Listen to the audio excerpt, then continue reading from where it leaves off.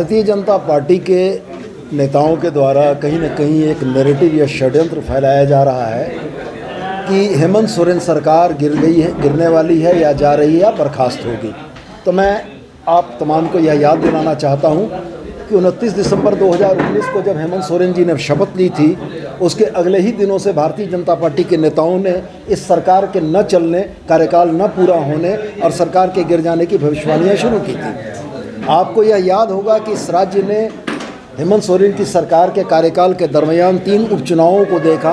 आपको यह याद होगा कि हर उपचुनाव में भारतीय जनता पार्टी के नेताओं ने जनता को दिग्भ्रमित करने के लिए बातें बड़े स्पष्ट मंतव्य से कही हैं कि इस उपचुनाव में यदि भारतीय जनता पार्टी जीतती है तो वैसी स्थिति में रांची में सरकार भारतीय जनता पार्टी की बनेगी।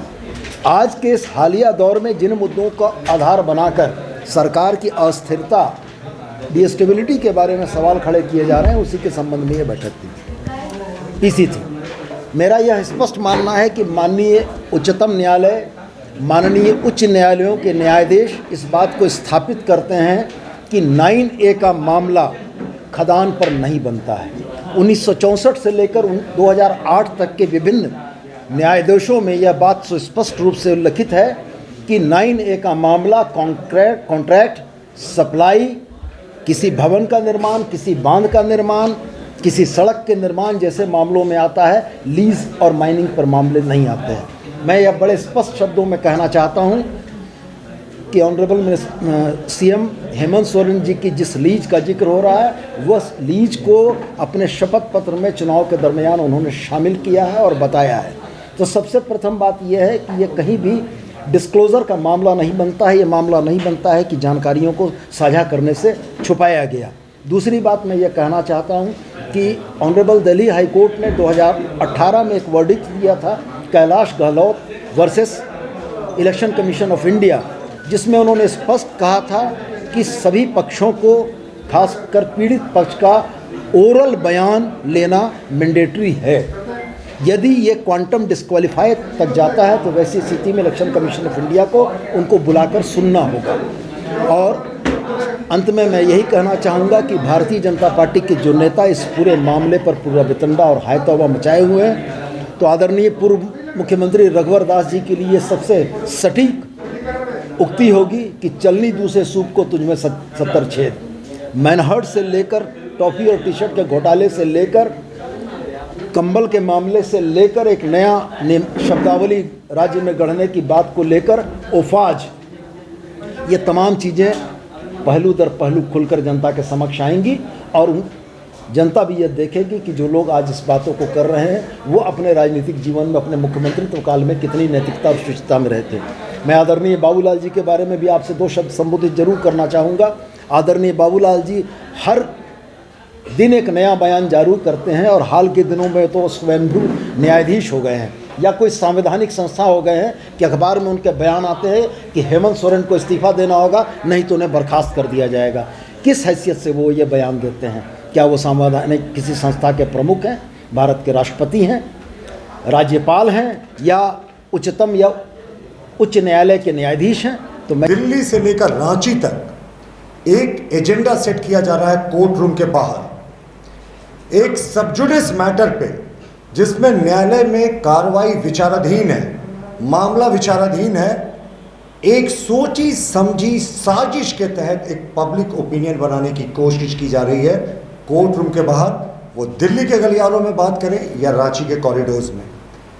दिल्ली में एक्स सुप्रीम कोर्ट के जस्टिस AK गांगुली एक सबजुडिस मैटर पे जो फिलहाल हाई कोर्ट में चल रहा है, जिसमें 2 अपीयरेंसेस हो चुके हैं, जिसमें सरकार, मुख्यमंत्री जी भी जवाब दे चुके हैं और जो याचिका करता है उनके दौर से 2 अपीयरेंसेस हो चुके हैं।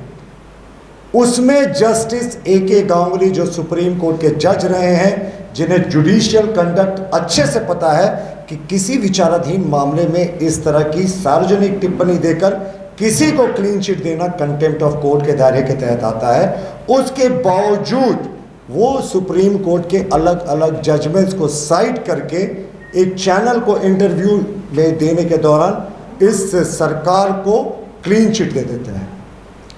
आज जिन मामलों का उल्लेख जस्टिस AK गांगुली ने किया था, आज उन्हीं मामलों को लेकर इत्तेफाक देखिए same ditto press conference Jharkhand Mukti Morcha के द्वारा की जाती है, जिसमें सरकार के माइनिंग लीज के मुद्दे पे बचाव में वो सारी बातें कही जाती हैं जो जस्टिस ए.के. गांगुली एक दिन पहले दिल्ली के कॉरिडोर्स में कह चुके हैं। हम इसे पूर्णतः अदालत की अवमानना का मामला मानते हैं, क्योंकि जो मामला ऑलरेडी सब जुडिस है, अदालत में विचाराधीन है, उस पर आपको टिप्पणी करने का हक नहीं। और आप ये भी देखें कि दिल्ली में बैठा कौन सा व्यक्ति सरकार को क्लीन चिट दे रहा है, जिसके ऊपर खुद बड़े आरोप लगे थे, जिसके चलते उसे West Bengal human right commission के चेयरमैन के पद से इस्तीफा देना पड़ा था, जहां वो सर्वोच्च न्यायालय से सेवानिवृत्त होने के बाद थे। लेकिन ये जो अदालत के बाहर जो पब्लिक माहौल बनाने की कोशिश की जा रही है, पब्लिक ओपिनियन फॉर्म करने की कोशिश की जा रही है, ये पूर्णतः कंटेम्प्ट ऑफ कोर्ट है। और ये किस तरह कंटेम्प्ट ऑफ कोर्ट है वो मैं आपको अब अगले कुछ मिनटों में सिद्ध करके दिखाऊंगा। देखिए, यह है कंटेम्प्ट ऑफ कोर्ट एक्ट 1971, जिसका सेक्शन सी का पॉइंट 2 ये साफ कहता है कि कंटेम्प्ट उसे माना जाएगा जो प्रिजुडिसेस और इंटरफेयर्स और tends to interfere with the due course of any judicial proceeding, यानी जो चल रहे जुडिशियल प्रोसीडिंग में किसी प्रकार का इंटरफेरेंस या कोई ओपिनियन बनाने की कोशिश करता है अदालत के कोर्ट रूम के बाहर, तो उसे कंटेम्प्ट ऑफ कोर्ट एक्ट 1971 की धारा सेक्शन C2 के तहत कंटेम्प्ट ऑफ कोर्ट माना जाता है। दूसरा एक सुप्रीम कोर्ट का जजमेंट है जो Prashant Bhushan versus union of India और दूसरों के मामलों में था। इसमें सर्वोच्च न्यायालय ने स्पष्ट रूप से कहा था कि आप अगर सब जुडिस मामलों में अदालत के बाहर कोई बयान दे रहे हैं तो ये कंटेम्प्ट ऑफ कोर्ट होगा, आप कोर्ट को इन्फ्लुएंस करने की कोशिश कर रहे हैं, जो कि बिल्कुल गलत है। HM पब्लिक स्कूल लोअर चुटिया नियर शिव मंदिर रांची, हम बनाते हैं बेहतर भविष्य। दुर्गा महारानी सेना जिंदाबाद, जिंदाबाद जिंदाबाद। धरती गगन में गूंज रहा है जय माता दी, जय माता दी। पर्वत चमन में गूंज रहा है जय माता दी, जय माता दी। बच्चा बच्चा बोल रहा है जय माता दी, जय माता दी।